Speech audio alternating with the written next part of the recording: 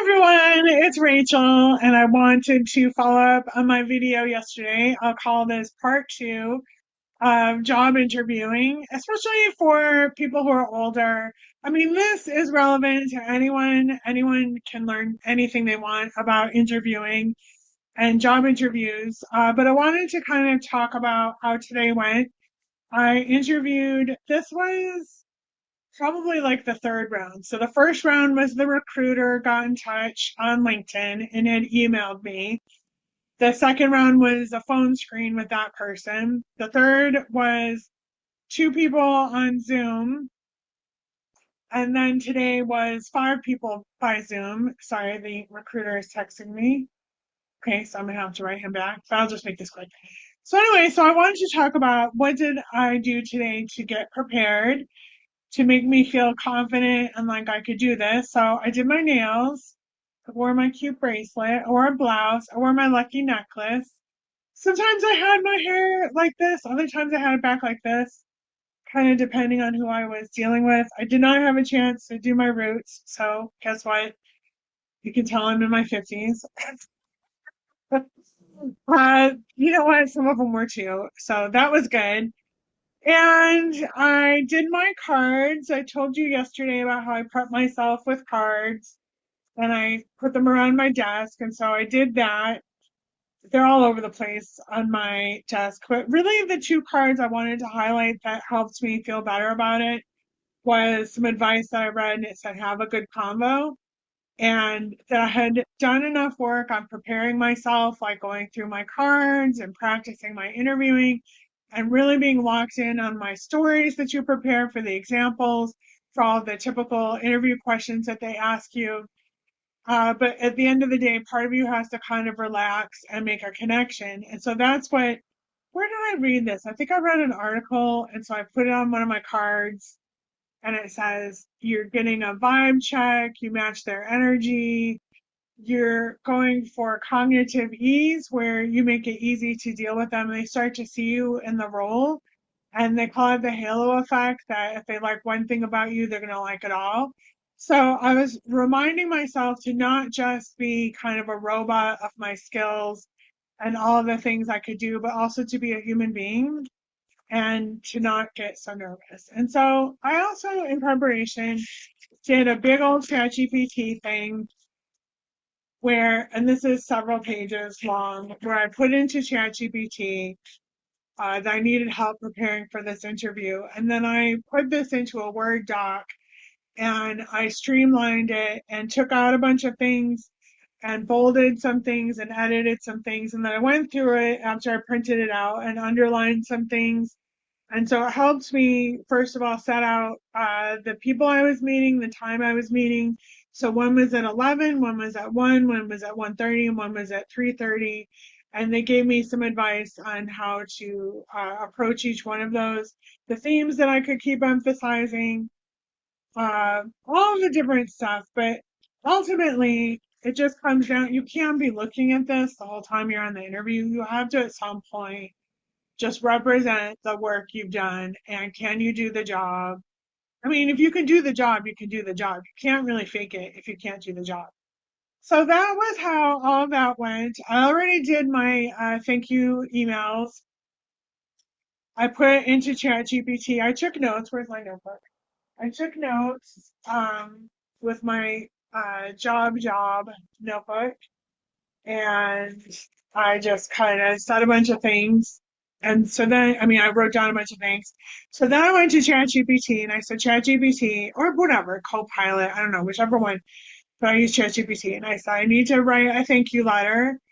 And I reminded them of the company. Sometimes ChatGPT forgets what company you're at. And I said, these were the things we talked about. And I will just put in garble. I'll say, they were really nice. I gave this example. They asked me this question. They asked me how I would handle this. I said this.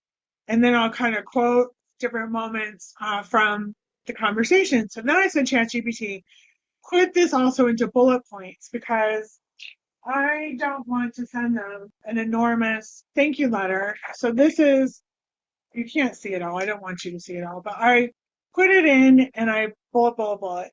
So that helps you get the thank you email out in a timely manner. I also don't secretly want them to know that I'm using ChatGPT, so I have it on Gmail. And the last one that I just did, I didn't want them to know I wrote this really great letter basically in 10 minutes. Gives your secret away. I want them to not catch on. Like, I want them to know I'm like actually a writer because I did edit it, but you don't want people to go, oh, yuck, AI, she wrote this by AI. So I timed it on Gmail. You can time it, and I timed it to send in like a half hour to send it later. So now, who knows what's going to happen? The recruiter might get some feedback. Maybe they'll move to references. Maybe I'll get a job. So that said, I wanted to reiterate some of the books I talked about yesterday because I might have threw them up on the camera too fast.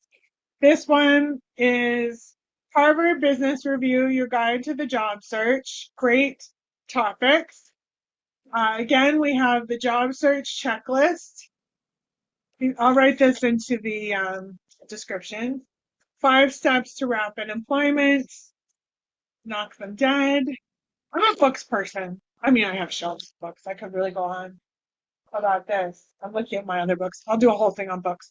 This is another one from the library. I saw Harvard Business Review. HBR is wonderful. And, it's 9 things successful people do differently. What skills will magnify my strengths? Why you should make time for self-reflection, even if you hate doing it. And then this one, I'm super into this one. I talked about it yesterday. It was in the kitchen though. Great at Work, Morton Hansen. And what I liked about this one was about it helps you get focused, how to kind of put the noise aside.